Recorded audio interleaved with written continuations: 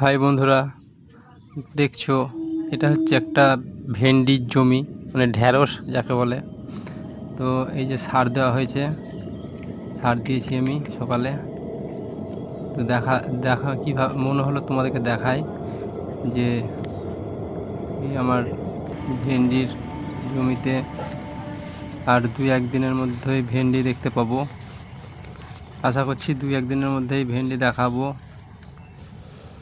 যে ভেন্ডি গাছে ফুল এসছে তোমাদের দেখায়, এই যে ফুল,